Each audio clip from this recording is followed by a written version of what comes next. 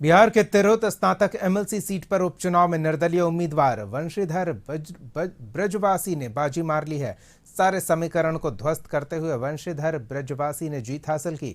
उन्होंने अपने निकटतम प्रतिद्वंदी जनसुराज के डॉक्टर विनायक गौतम को 10,915 मतों से हराया।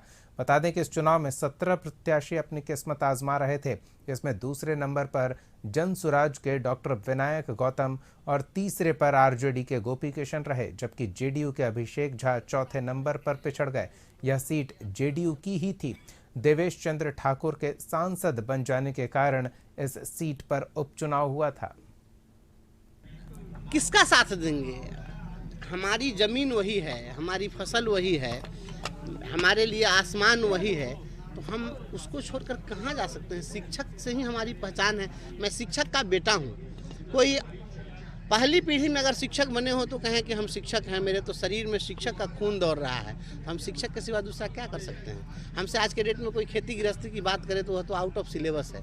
हमसे कोई बिजनेस व्यापार की बात करेगा वो आउट ऑफ सिलेबस है। लेकिन शिक्षकों के मुद्दे पर आप जब चाहें, जहाँ चाहें, जैसे चाहें, मैं अगर गहरी नींद में भी हूँ और अगर हमसे बात करेंगे तो मैं मजबूती से उनका पक्ष रखने में सक्षम हूँ, यह मेरा आत्मविश्वास है। इसलिए शिक्षक तो हमारे हृदय में बसते हैं और हम उन्हीं के लिए जीते हैं। यह जीवन शिक्षकों के लिए समर्पित है।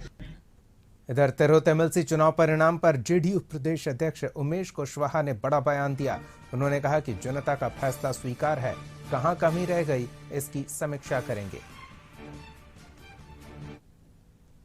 जनता फैसला सुनाया है, सब लोग उसको स्वीकार करते हैं और कहीं हमारी पार्टी में चाहे हमारे जो लीडर में कहीं कोई कमी हुई होगी तो उसको हम लोग गंभीरता से देखेंगे, अलग से उस पर हम लोग ब्रीफ करेंगे कि कहाँ में चूक हुई, कहाँ में भूल हुई। लेकिन जो लोकतंत्र है, जो जनता ने फैसला लिया है, जो इसके मतदाता ने फैसला लिया है, उसको हम स्वागत करते हैं। आरजेडी प्रवक्ता मृत्युंजय तिवारी ने तिरहुत उपचुनाव में जेडीयू की हार पर तंज कसा। मृत्युंजय तिवारी ने कहा कि यह जेडीयू की सिटिंग सीट थी, जनता ने नकार दिया। प्रशांत किशोर का कोई फैक्टर नहीं था। विधानसभा के चुनाव में आरजेडी का दम दिखेगा। तो वहां बेहतर प्रदर्शन हुआ, वो तो सिटिंग सीट थी जेडीयू की और चौथे नंबर पर चली गई। पहले जेडीयू से सरकार न बताए कि वहां किस तरह से नकार दिया सरकार को लोग। भाई कहीं कोई फैक्टर का सवाल नहीं है। आम चुनाव आने दीजिए, ये उपचुनाव है।